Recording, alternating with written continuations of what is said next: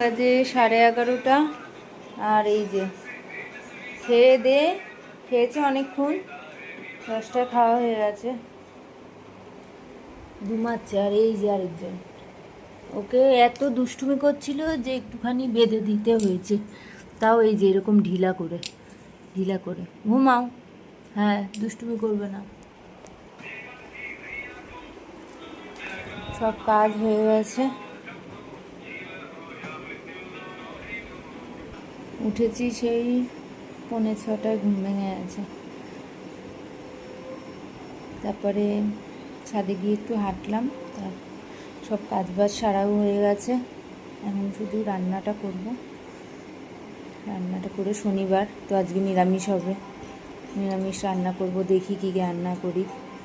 পনির এনেছে ছেলে বাজার থেকে, পনির করব। পনির আর কি করব।